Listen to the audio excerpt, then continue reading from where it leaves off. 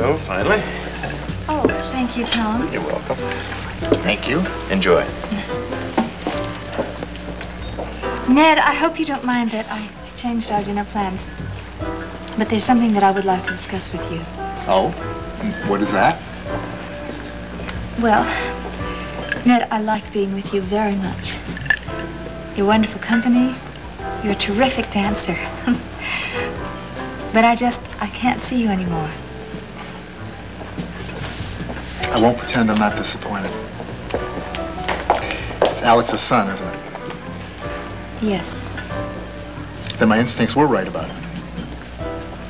Well, actually, when we went out together the other night, Jeremy and I were just good friends.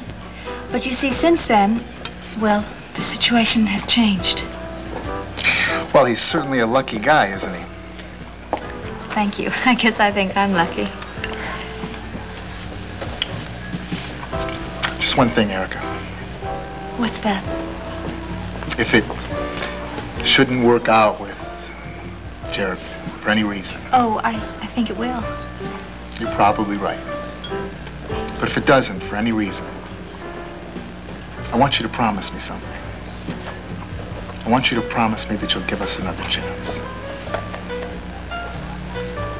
Promise me. Okay.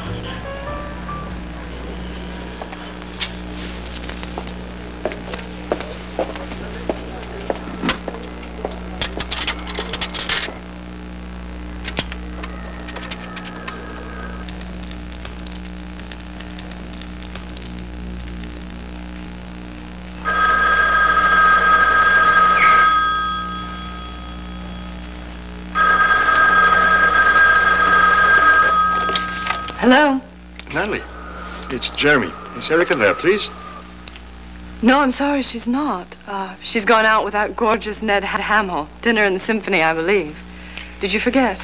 No, I didn't forget. Just didn't think she would be out so early. Where are you? I'm at the airport. Just wanted to hear her voice before I leave. I'm sorry, my voice will have to do. Shall I give her a message? Would you, please? Tell her I love her. Very much. And I'll see her as soon as I'm back. Okay? Of course. Thank you. Safe trip, Jeremy. Thank you. Yeah. Cliff said she's doing much better physically, but she doesn't remember anything that Palmer told her. How's Cliff holding up? Not easy on him. Not easy on any of us, honey. But we have a lot to be grateful for. My only child, Mama. My only child. I can't do anything to comfort her. Days, I know it's frustrating, but look at it this way. I mean, she's getting the very best of care. I know. Cliff is seeing to that. I told him I'd come back first thing in the morning. I wish there was something I could think of you could take her, some little treat that would please her. He'll think of something. You know everything she likes best. Where's Palmer? Benny said he left the house a little while ago. Said he was awfully upset. So he should be. Say where he was going? Days, you're gonna forgive him. I don't think I can. He's so sorry. He's suffering, Days, he is. Good. That's good for him. How could he possibly do a thing like this, Mommy? You know, that's what... He says he loves me. He goes on and on about that. And yet he let us go on in this terrible situation. It's criminal. But he stopped that now. And for the first time in his life, maybe, he's admitted he made a terrible mistake. Terrific. Days, that couldn't have been easy for him. He knew what he had to lose. I know it doesn't excuse him, but maybe it could count for a little. It doesn't. Look, Mama, I may be stuck with the fact that I love him and probably always will, but I don't like what he does. I don't like these things. He keeps doing them over and over again. How many times am I supposed to go through life and have to forgive him, you know?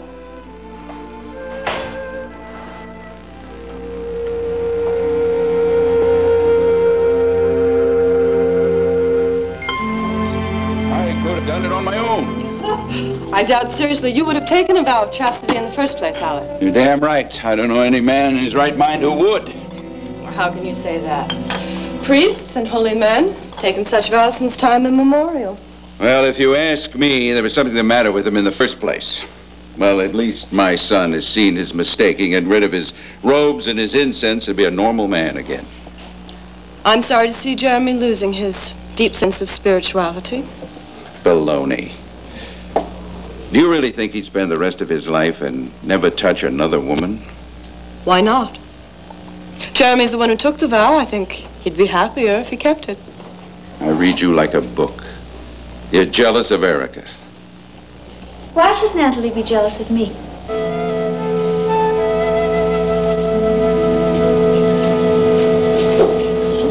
Well, what do you say, Joe? Am I gonna live? Yeah, I think you are, as long as you continue to take it easy. You said I was progressing ahead of schedule. You are. You are. But you have a long way to go. Oh, come on. I feel fine. The only problem is I'm bored. I want to take over my business again. Well, you're not ready for full-time duty yet. You can only engage in limited activity. Now, what you can do is you can put in a couple of hours' work in the morning, some short visits, that kind of thing. Anyway, see how it goes, and then come in for a checkup next week. I won't even need one. Well, you leave that to me, huh? Call and make an appointment, and I'll see you then. Thank you, Joe. Hi, Tom. Excuse me, Adam. Tom Cudahy's here to see you. Am I interrupting? No. I'm just leaving. Excuse me. Well, hello, Tom. What can I do for you? There's an urgent matter that we have to clear up right now. What's the problem? I want you to tell Ross to lay off Brooke. Why should Natalie be jealous of me? Oh, well, she's not jealous of you. It's Jeremy's portrait she's jealous of.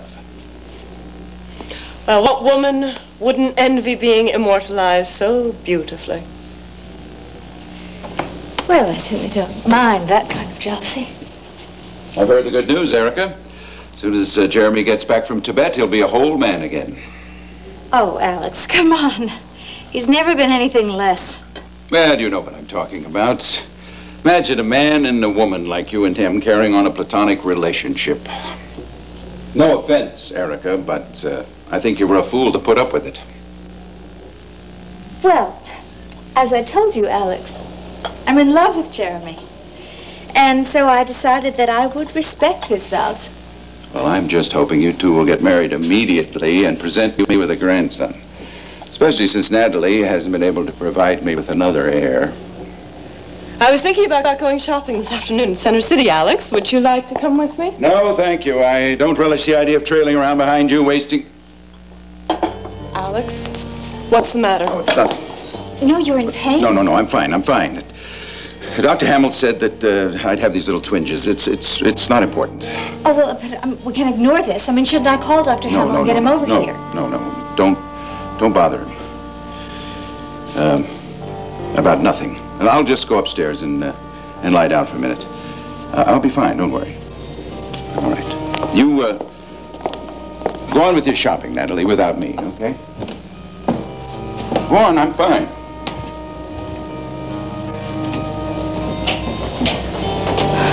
Oh, I knew something like this was going to happen. What did you say? Nothing. But you said you knew something like this was going to happen. Yes, well, I only meant that I... You just meant what? Erica, do you know something about my husband you're not telling? I was trying to help Brooke. All she had to do was attempt a justification for having slapped Solange Chevalier. But no, she wouldn't even try. As far as I'm concerned, she got exactly what she deserved. All right, I agree that she was fired for cause, but Ross won't let her go at that. He's blackballed her at Channel 8. Ross isn't the type to do that. Well, you go down there and ask them about it. Well, I'm sure they asked him for a reference. And I'm sure he told them the truth about her outrageous behavior. No. It's gone beyond that. He is carrying a personal vendetta against Brooke. And I don't believe you. What do you care for, anyway? Isn't she carrying on with Gilles Sinclair? She's not carrying on with anyone. I happen to care because she's a good friend and she's the mother of my child. Oh, well, that's very noble. Why don't you go see Ross? Because nobody can reason with him these days. I was hoping you could talk some sense into him before I grab him by the throat. I'm not going to get involved. So what you're saying is that the Chandlers are going to stick together? You can't understand family loyalty? Oh, yes, I can, but Ross can't. He's denying Brooke a media outlet. There's no way she can win the Women of the Year contest, and all your investment in Brooke is going to go down the drain, and Erica is going to make a fool out of you. She's going to win it hands down. Action. Saying that you knew an attack might happen. Well, my goodness, Alex is a heart patient. Are these little setbacks unexpected? According to Alex, Dr. Hamill says that he's making a remarkable recovery. But it is just possible that he told you something confidentially and negatively about Alex's health. No, Ned would never do that. Erica, I was a nurse. And I do know that medical information, regardless of how confidential it is, does have a way of leaking out. And I also know that an attack of this sort does not track with a patient who is supposedly making a recovery. Well, then you obviously know more than I do. I mean, if I knew something, I certainly would tell you. I certainly wouldn't play games with something as important as your husband's health. Please stop protesting. Just tell me what it is you know. Will you swear to keep your source an absolute secret? I swear. All right. Alex is lying to you. He's a very, very sick man. And he could have a fatal attack at any minute. Help us see them. I can't believe it. Alex isn't getting any better at all? Well, you know, doctors have been wrong before. I don't think they are. Especially considering this last attack. Oh, I feel such a fool being deceived like this. Well, Alex is a very clever man. I mean, you know that better than I. I blame the doctors. They should have told me. Thank you for being honest with me, Erica. You're really the only one who has been. Well, I just hope that you know I was not interfering. You've done me the greatest service in the world. Well, my heart goes out to you, Natalie. Tell me something. Now that you know the truth, what are you going to do? How are you going to handle it? Are you going to confront him? No. Alex does not want to be treated as an invalid, and I think that'd be too cruel to take his pride away from him. Yes. Or don't you agree? I need help, Erica. Please, advise me. Well, of course, you could always work in subtle ways to change his lifestyle. And I could actually talk to Cook and talk to her about lean food without cholesterol. That would be very helpful. And we both could get on his case about cigars. I mean, we're very clever women, both of us. And we should come up with lots of ways to help Alex lead a healthier life.